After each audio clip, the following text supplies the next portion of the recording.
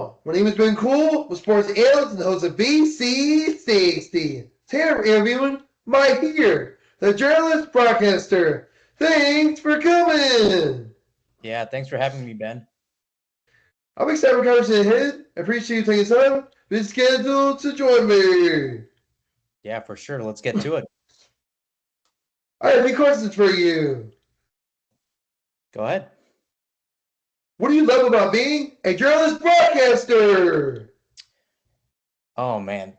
The one thing I love about being a journalist broadcaster is you get so many different opportunities to tell stories. I mean, a lot of people like the stories. They want to see what's going on in their community, whether it's things happening, at their local city or things happening with their favorite sports teams. And as a journalist and broadcaster, I get to be the guy telling those stories and bringing people closer to the people that matter to them.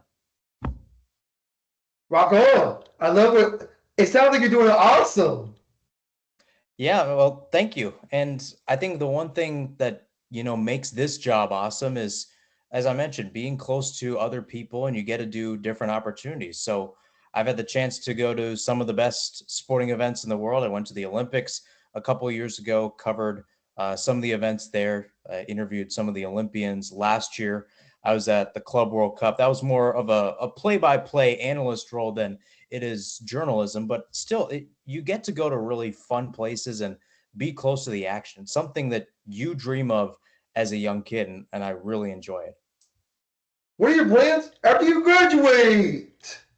That is a good question. Well, I'm still keeping my options open, but I would love to do something that I'm doing right now. So either being a news reporter, either in news or sports, and sometimes being in play-by-play. I mean, I like being out here in Phoenix. I got to be with my family, and I have a good job right now with the city of Chandler. It's part-time right now, so I'm still undecided if I'll stay with them or maybe go somewhere else. But overall, I'm really excited to see what happens post grad. I feel like the time I spent from freshman year just getting used to the college sports scene and what college journalism looks like to now is just really fruitful and really eventful during that time. So I'm excited to graduate and show the world and continue showing the world what I got.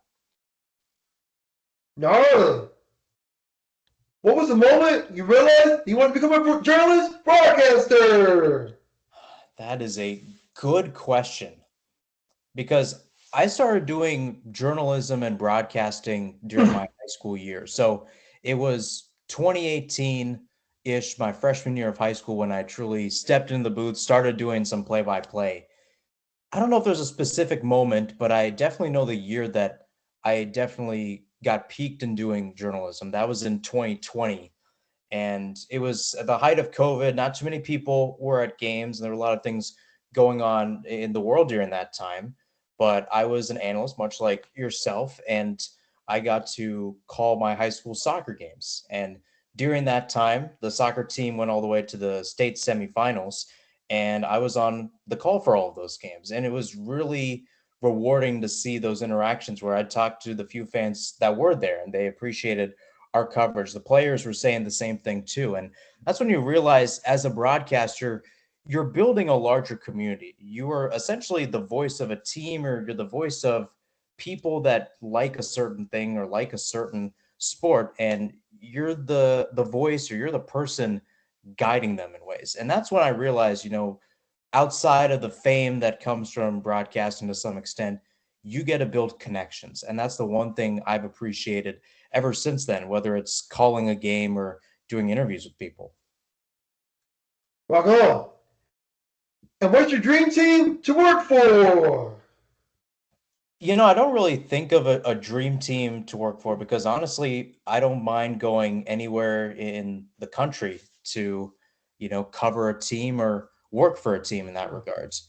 If I did have a dream team, I am from Cincinnati, Ohio. So it's either the Bengals, the Reds, or FC Cincinnati. Those were my big three teams that I'd support growing up. And if I had a chance to go back to Cincinnati to work with them or just in the city in general, it would be a full circle moment for me.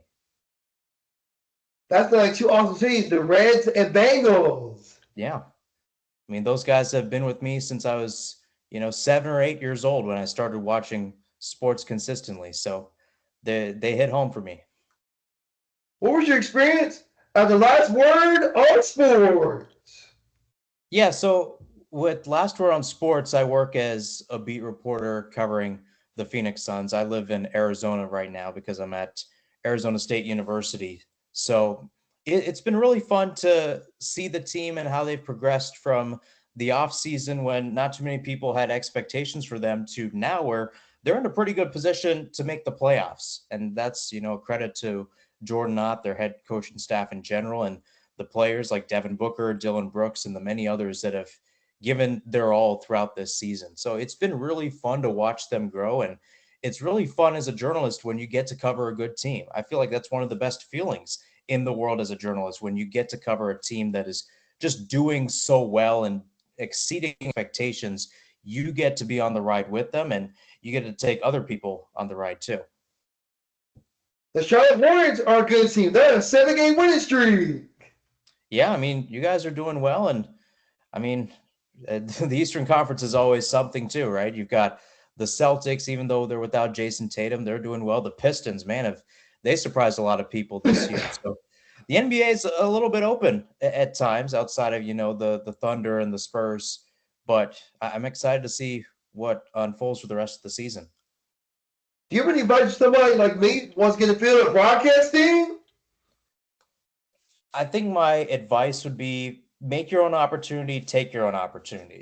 I don't get to the position where I am today if I'm not creating my own calls. And that's what I did a lot when I started in college. I wasn't getting too many opportunities, specifically in play by play. So I'd open up my laptop, open up YouTube, and I'd do different mock play by play calls of soccer games and basketball games and other things going on in the world of sports. And that helped me grow my confidence on air, especially in radio play by play, which is very popular at Arizona State. So sometimes, if you're not getting the opportunity, you have to prove to other people that you are worthy and you belong in that field. And sometimes, when you show that you're passionate about something, you can go really far. Darling, thank you for the advice.